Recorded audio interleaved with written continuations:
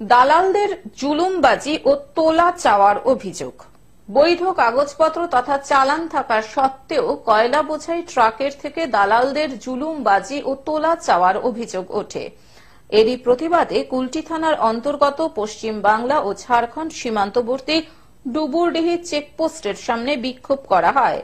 উপস্থিত পশ্চিম বর্ধমান মিমের সভাপতি দানিশ আজিজ, তার সঙ্গে যোগ দিয়েছেন বেঙ্গল কোল ট্রেডার্স অ্যাসোসিয়েশনের সদস্যরা। তো আমি আপনাদের মাধ্যমে পুলিশকে, প্রশাসনকে, উচ্চ স্তরীয় নেতৃত্বকে এটাই কোশ্চেন করতে চাই কি বিজনেসম্যানরা কি বিজনেস করবে না? মাফিয়া রাজ চলতে থাকবে, গুন্ডা রাজ চলতে থাকবে। ও নিজে পরিচয়টা দিচ্ছে, আমি তারকেশ্বর রায় ওর লোক আছি, আমি প্যাড পার্টি আছি, 1000 টাকা দিতে হবে, তারপর ছাড়বো গাড়ি। এরকম কি আগে ঘটনা ঘটেছে কেন? পশ্চিম বর্ধমানে, ইভেন গোটা পশ্চিমবঙ্গতে কয়লা, বালি, লোহা সব চলে যাচ্ছে, বেআইনি ভাবে চলে যাচ্ছে। কোথায় আছে, কোথায় আছে ও টিএমসি নেতারা? কোথায় আছে বিজেপি নেতা জিতেন তিওয়ারি? কোথায় আছে অজয় পোদ্দার? কোথায় আছে অগ্নিমিত্র পাল? কি সেটিং হয়ে গেল নাকি? টাকা পেয়ে সেটিং হয়ে গেল?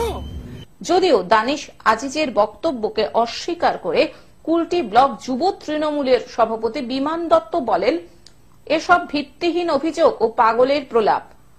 যদি সত্যি তেমন কিছু থাকে তাহলে পুলিশ প্রশাসনকে অনুরোধ করব সঠিক তদন্তের মাধ্যমে অভিযুক্তকে গ্রেফতার করা হোক। আপনারা দেখছেন রোডের উপরে যেভাবে চৌরঙ্গির কাছে এমএমআই কি একটা দল আছে, যে দলের কোনো অস্তিত্ব নেই পশ্চিমবাংলাতে। একটা সভাপতি নিজেকে বলে রাস্তার উপরে বসে আছে। পুলিশের উপরে যে অভিযোগগুলো লাগানো হচ্ছে, যদি পুলিশের উপর অভিযোগ আছে, এখানে ইডি সিবিআই চারদিকে রোডের উপরে ঘোরাঘুরি করছে, কে কাকে কোলাবাজি করছে না করছে, আর টিএমসির সাথে ওরা কিভাবে শার্টকাট বানিয়ে রেখেছে। আর বিজেপির নাম নেবা না, বিজেপির না বিধায়ক কারোর সাথে সিন্ডিকেটে আছে, না আমাদের অগ্নিমিত্রা কারোর সাথে সিন্ডিকেট আছে, না আমাদের ডক্টর অজয় পোদ্দার কারোর সিন্ডিকেট আছে, না আমাদের জিতেন্দ্র তিওয়ারি কারোর সাথে সিন্ডিকেটে আছে।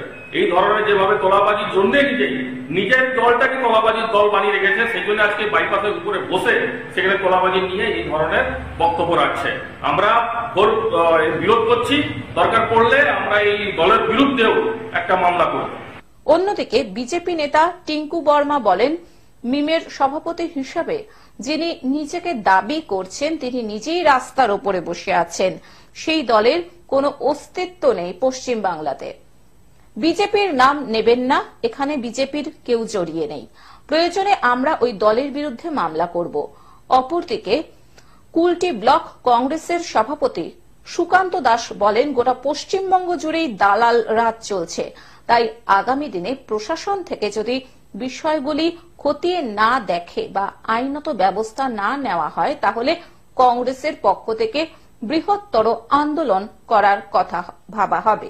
মানে যদি প্রশাসন এগুলোর বিষয়গুলো যদি খতিয়ে না দেখে, ঠিক করে যদি না কিছু করে, স্টেপ না নেয়, তাহলে আগামী দিন কংগ্রেস থেকে আমরা কিন্তু এটাতে নিয়ে বৃহত্তর আন্দোলনে যাব।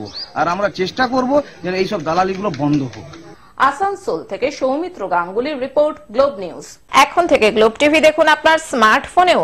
গুগল প্লে স্টোর অথবা অ্যাপল স্টোর থেকে ডাউনলোড করুন গ্লোব টিভি লাইভ অ্যাপ। এছাড়াও জিও টিভি অ্যাপ থেকেও দেখুন গ্লোব টিভি লাইভ।